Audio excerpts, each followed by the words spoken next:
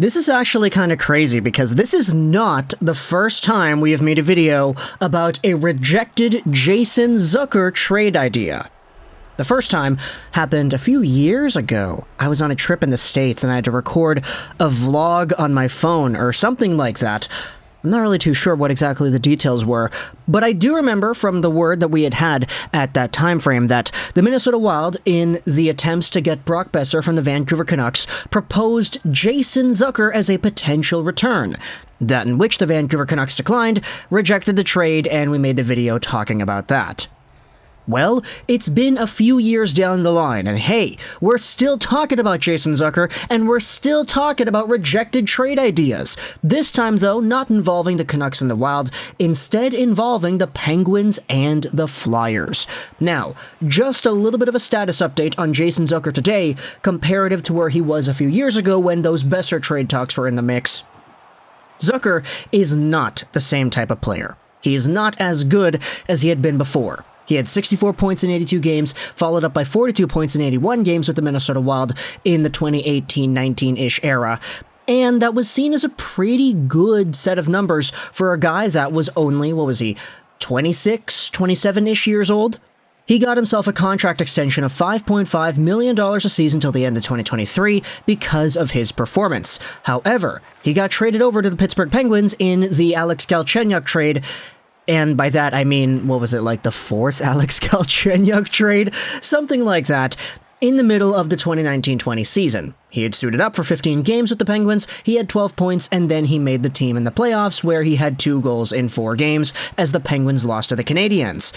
Ever since then, though, Zucker has not been the same type of guy. He posted up back-to-back 18 and 17-point years in 38 and 41 games played, and his $5.5 million AAV definitely does not look good on paper anymore when you acknowledge that this guy is 30, he's getting older, he's not as good as he had been in terms of production, and the Penguins have been trying to look for a Zucker trade. At least it's been reported that there might be some sort of a Zucker trade on the horizon for a while now. Which is why you go over to this very interesting article on Pittsburgh Hockey Now from 2 days ago, published by Dave Molinari, discussing how the Penguins turned down the chance to trade Zucker. Here's why. This piece will be linked in the description if you want to go ahead and read it yourself, but it starts out by saying that it's no secret that the Penguins have expected more offensive production than they have gotten from him since acquiring him from Mini. It's also generally accepted that they would be open to clearing his contract, which carries a 5.5 AAV, off their books. Well, it turns out that, according to a league source, the Penguins had a chance to do that this summer, and they decided against it. For what turned out to be a pretty good reason.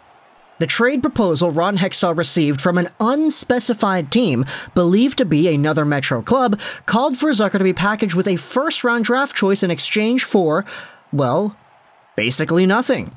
The Penguins' return probably would have been characterized as future considerations, but in today's NHL, when one team is trying to shed significant salary, it can't expect to get anything more than the hockey equivalent of a bag of mist in the deal.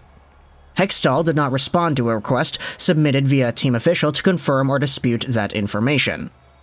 Now, this is very interesting, because the Penguins are a team that if I had to pick and choose which teams would probably value their first-round picks more than others, the Penguins, based off of their track record over the past few years, I wouldn't necessarily think that they would be at the top of that list. They've had themselves a contract re-signing extension period for the ages, with Chris Letang, Evgeny Malkin keeping all the guys that they need to potentially go out there and win themselves another Stanley Cup in the last hoorah sunset window they have here at the end of the careers of these guys, plus Sidney Crosby. It's kind of been somewhat of a meme now, how bad the Pittsburgh Penguins and their prospect system really is, because they've traded away so many draft picks, they've traded away just opportunity after opportunity of getting younger talent in their system, because they're trying to expand on the now, and it's not really a flawed philosophy for them to go out there and do that, because as we said, they've got Crosby, they've got Malkin, they've got Letang, they've got these guys that are pretty good, and they're really old, so trying to go out there and win another Stanley Cup in the short term isn't really the worst thing in the world, and you can justify, okay, they're trading away prospects, they're trading away picks because they want to go ahead and do that. It's not that bad. However, This Zucker trade apparently, Zucker and a first-round pick for nothing, was apparently a tad too much. Now, we had just recently seen another one of these trades go down between the Canadiens and the Flames. That was the Sean Monahan deal, wherein the Flames signed Kadri, they traded Monahan away to Montreal, alongside of a first-round pick, pretty much for nothing. Now, I definitely do think that Zucker is a tad better than Monahan is right now, but contextually speaking, obviously the Penguins being in the position they're in right now, where $5.5 million a season is not insignificant, you can understand why this trade offer was, at the very least, put on the table. That's kind of what this article goes out there and talks about towards the end. It's Sean Monahan, etc., etc. Although the Penguins are believed to be willing to include an asset, likely a draft choice, in a salary-shedding deal, there were a couple of reasons for them to walk away from the proposed Zucker trade. Firstly, Hextall has made it clear that he wants to restock the Penguins' pool of prospects, and first-round draft choices obviously are an important part of that plan. While they might not be untouchable in trades, Hextall isn't going to part with them easily. Perhaps more importantly, the Penguins are not prepared to write off Zucker as a significant contributor. Okay, now if they're going to go out there and say that they still think that Zucker has more to give in the tank, then that's their prerogative. I definitely don't want to go out there and say that they're wrong. It's just, historically speaking, I don't really know too many hockey players that are 60, 40-point guys that eventually become 20, 25, 30-point guys, and then they all of a sudden become 40, 60-point guys again. That's a pretty big fluctuation from 2019 to this previous season to now. I get that Zucker had 17 points in 41 games this recent season, so if you do the math, he was on pace for 34 points, but he still was not available for the whole year. There are some injury concerns that have brought themselves up in the discussion as well.